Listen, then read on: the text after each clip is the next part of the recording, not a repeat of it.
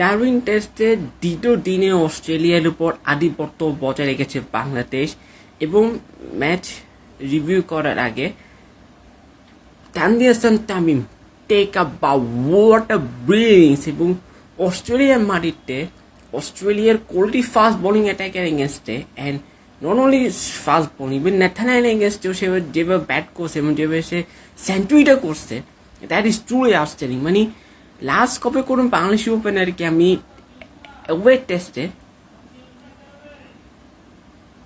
এত কমফোর্টেবল হতে দেখছি ঠিক আমার মনে নেই। মানে this is truly outstanding innings, truly outstanding innings. মানে this is top class innings from some like Tanzid Tamim. এবং অস্ট্রেলিয়া মাটিতে গিয়ে অস্ট্রেলিয়ার মতো টিমের এগেনস্ট সেঞ্চুরি করা এটা ইটস নট অ্যান মানে it's not for everyone, এটা সবার জন্য না।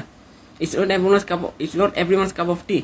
বাট তানজিদ তামিম যে অ্যাটাকিং অ্যাপ্রোচে পজিটিভ অ্যাপ্রোচে ব্যাট করছে, যেভাবে সে দেখাচ্ছে যে কীভাবে এই কন্ডিশনে ব্যাট করতে হয়, that shows that how much has improved in his batting. Because সে এর আগে যে একটা টেস্ট ম্যাচ খেলেছে, জিমোসের টেস্ট সিরিজ একবার টেস্টে স্কোয়াড এসে ছিল না, প্লেইং 11 এসে ছিল না, অস্ট্রেলিয়ার বিপক্ষে আবার সে সুযোগ পাইছে, এটা একটা second test match and he has proved himself.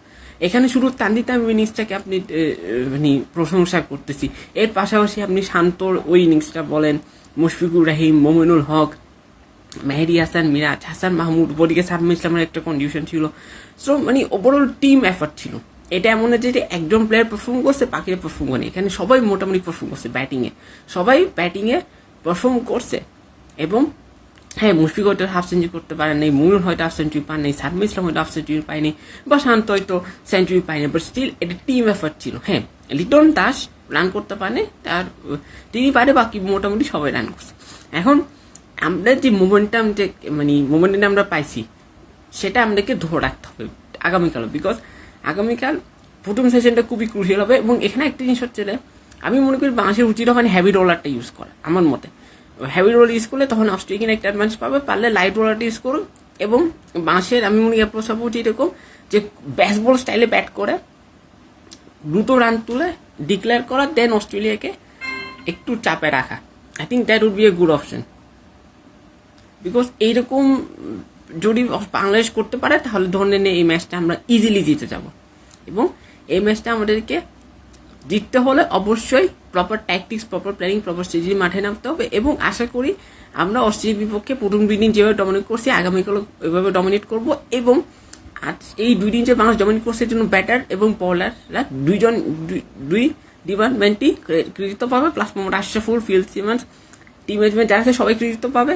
এবং আমি আশাবাদী যে আগামীকাল আমরা খুব অ্যাগ্রেসিভ স্টাইলে ব্যাট করে অস্ট্রেলিয়াকে আবার ব্যাটিং করতে পাঠাবো এবং তাদেরকে অল আউট করে আমরা ম্যাচটা ইনিংস ব্যবধানে ম্যাচটা জিতবো। সো আগামীকাল কি উঠে চলেছে সেটা আগামীকাল জানা যাবে।